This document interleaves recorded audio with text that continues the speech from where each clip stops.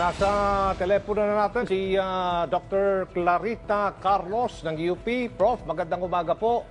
Good morning. This is Aljo Bendio, Dr. Carlos with Gani Oro.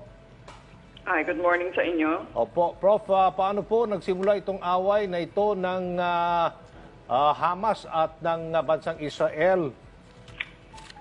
Well, masyadong complicated dyan, so kulang yung oras natin para dyan sa ma-explain, ano? Pero siguro, umpisahan natin nung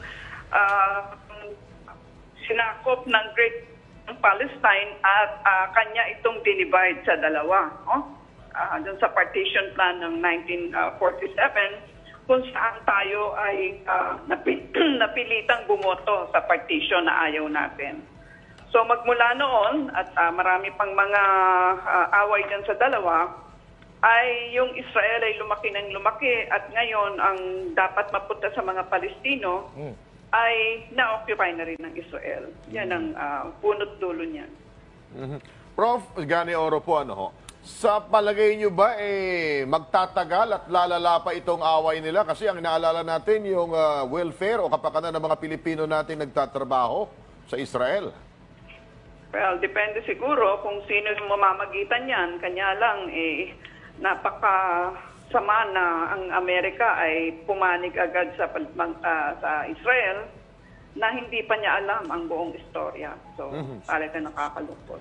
Sino ho ba, Prof, ang magkalaban dito? Israel against Hamas? Di ba yung Hamas ay mga rebeldeng grupo naman at hindi bansa sa bansa ng Israel o Palestina na naglalaban dito? Yun po intindi namin. Well, ang naglalaban ay Palestino at Israelis. Dalawa naman yan eh. Kasi pag tinignan mo yung partition plan, yung dapat yung nakaharap sa Mediterranean ay para yun ay sa mga Palestinians, no?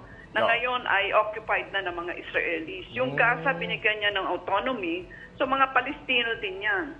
Okay? So, maisipin ninyo na noong tinataboy at pinapatay lahat ng mga Jews sa Europe, ay ang Palestine ang nagbigay sa kanila ng kanlungan. Ngayon, ganito ang nangyayari. So, siguro dapat yung istorya ninyo kasi mukhang nakatagilid in favor of Israel. Okay. Pero ang labanan ay hindi doon sa sakop ng Israel, kundi doon sa Gaza, which is sakop ho ng Palestine. Tama ba yon? Hindi, ang Gaza kasi is autonomous. Ang labanan ngayon is nangyayari sa Gaza at sa lugar ng Israel. Kasi nga, ang nag-umpisa niyan, ang mga Israelis dahil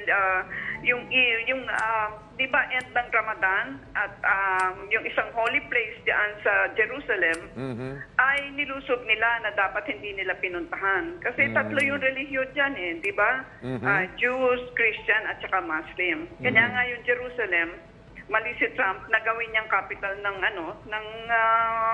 Israel na dapat hindi capital yan kasi sa partition plan, international city yan. Nobody owns Jerusalem. Yung mga superpowers like America, parang nananawagan sila na ceasefire muna, pati yung UN parang wala bang kakampihan dito yung mga malalaking bansa like USA? Well, nagsalita na nga si Biden at saka yung defense secretary nila na wala ring alam. So, pumanig agad sa Israel dahil ang laki-laki ng lobby ng Israel sa Amerika dahil ang laki ng Jewish lobby doon. So, Prof, kaya na sinabi nyo, medyo mahaba-habang kwentuhan to. Kulang yung oras natin. Siguro, some other time, ma-discuss ng mabuti para maintindihan ng ating mga mamamayang Pilipino. Pero sana ang inyong programa ay hindi magindaan sa maling narrative. Okay, Prof, maraming salamat po sa oras po ninyo. Thank you, ma'am. Good morning. Morning. Dr. Clarita Carlos ng UP.